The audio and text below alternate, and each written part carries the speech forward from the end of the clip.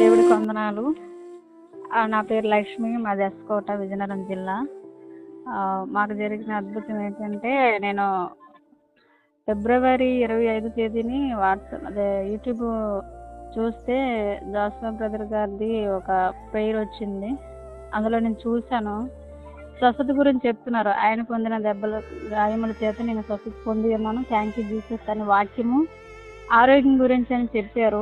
ఆ రోజు నుంచి అంటే నాకు ప్రార్థన, దేవుడిని నమ్ముతున్నాను, ఏదో చర్చికి వెళ్తున్నాను వస్తున్నాను అంతేగాని నాకు అసలు ప్రార్థన ఎలా చేయాలి, దీవించు ప్రభు అండమే కానీ, స్వస్థపడిన తండ్రి అండమే కానీ, అవి ఎలా పొందుకున్నాను అనేసి నాకు అలా పలకడం రాలేదు. బ్రదర్ గారు అయితే ఆరోగ్యం ఇచ్చినందుకు వందనాలు, ఆయుష్ ఇచ్చినందుకు వందనాలు అని చెప్పమన్నప్పటి నుంచి నేను ఆ వాక్యము ఏసు పొందిన గాయముల చేత స్వస్థ పొందాను అని చెప్పిన కానీ కొంచెం నాకు బలము, శక్తి వస్తుంది.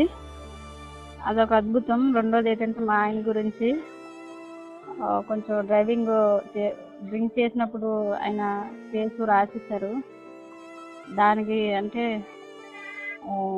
జైలుకి ఏదో పంపిస్తామనంటే నేనైతే దేవుడికి మొరపెట్టాను, దేవా నా భర్తకి ఆ కేసు నుంచి విడుదల ఇచ్చినందుకు వందనాలు, ఆ కేసు నుంచి విడుదల ఇచ్చినందుకు వందనాలు అని అదే నెమరు వేసుకుంటూ దేవుడిని అలా స్తుతించాను.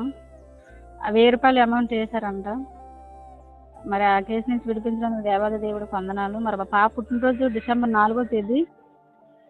నేను ఫిబ్రవరి 25కి నేను మామూలుగా రాశాను, ఏసయ్యా మా పాప పుట్టినరోజుకి నువ్వు కొత్త బట్టలు, కేక్ ఇచ్చినందుకు వందనాలు ఏసయ్యా అనేసి అన్నాను. మా నాన్నగారు మరుసటి రోజు ఫోన్ చేసి పాప బట్టలకి, కేక్కి డబ్బులు ఇస్తానని చెప్పారు. దేవుడు 24 గంటలు తిరక్కముందే అద్భుతం చేసినందుకు దేవాది దేవుడికి వందనాలు. ఈ సాక్ష్యం దేవుడు దీవించిన గాక. ఆమె